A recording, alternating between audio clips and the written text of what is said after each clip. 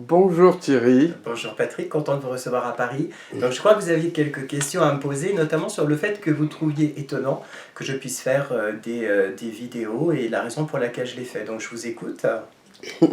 Oui, pourriez-vous déjà nous dire ce qui vous a conduit à parler du pervers narcissique?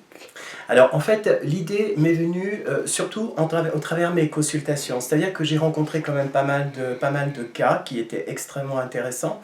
Donc des personnes avec une histoire et un parcours, hein, quand je dis cas.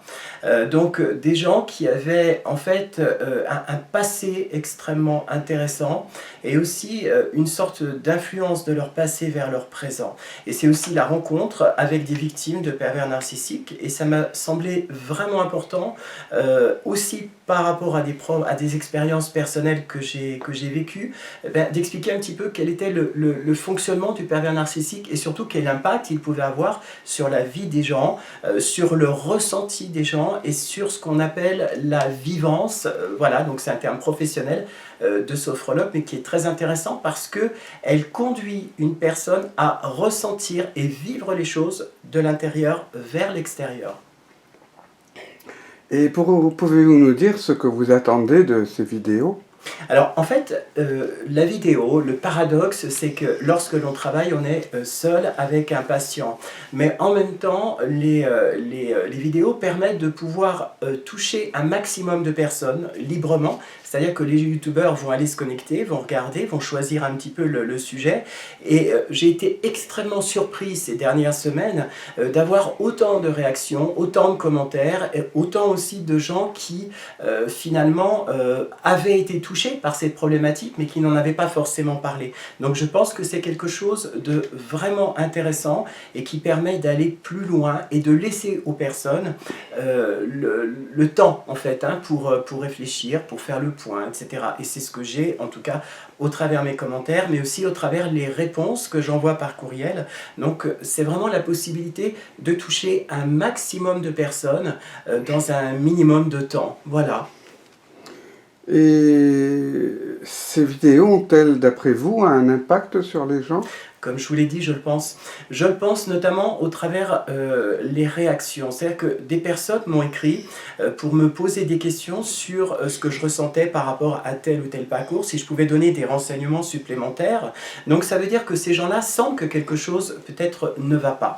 Moi je dis toujours qu'il faut écouter ses intuitions, écouter son ressenti et son vécu, parce que c'est au travers et grâce à ce vécu et les perceptions qu'on en a, qu'on va peut-être pouvoir mettre un mot sur un schéma. Voilà. Donc c'est vraiment important de pouvoir permettre aux gens d'expliquer un petit peu ce qu'ils ressentent et de le faire avec intérêt aussi, parce que je peux le dire en toute sincérité, j'ai commencé à être sophrologue depuis quelques années, mais j'avais laissé le support média de côté parce que pour moi, ce n'était pas toucher suffisamment de monde et que je ne pouvais pas forcément comprendre comment est-ce que les gens allaient réagir. Hein. Voilà, bon, je suis, entre guillemets, je dirais, assez âgé, parce que j'ai plus de 50 ans, et de fait, ma génération, on ne connaissait pas tous ces moyens. Voilà, donc à l'époque, il fallait simplement espérer que le bouche à oreille marche. Mais là, au travers les vidéos,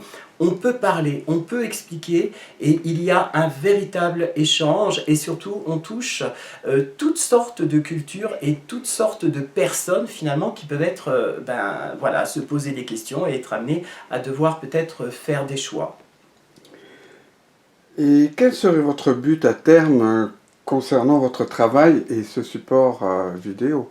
Alors, le but à terme, c'est d'arriver à créer une chaîne qui serait peut-être une chaîne avec beaucoup d'activités, beaucoup de choses à raconter, avec des expériences en live, en réel en fait.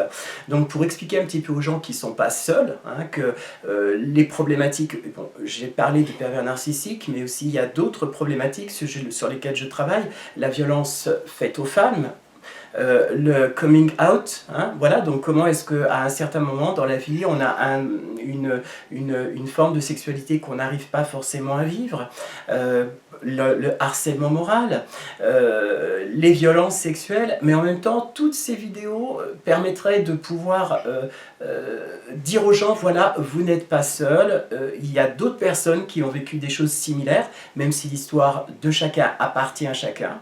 Et du coup, comme je l'ai dit tout à l'heure, c'est pour moi réapprendre à tester les médias, donc voir un peu qu'est-ce qui peut se passer au travers les vidéos.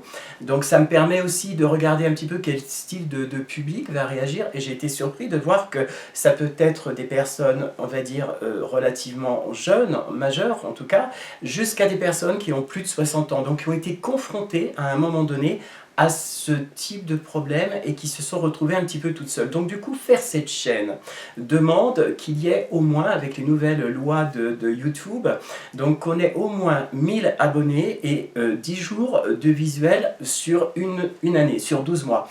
Au jour d'aujourd'hui, j'atteins peut-être les 10 jours, mais je ne suis pas forcément, j'ai pas forcément les 1000 abonnés. Et ça serait un projet extrêmement intéressant parce qu'il permettrait une beaucoup plus large ouverture sur l'extérieur, et du coup le métier de sophrologue, de psychothérapeute ne serait pas seulement réservé à un cabinet secret, etc.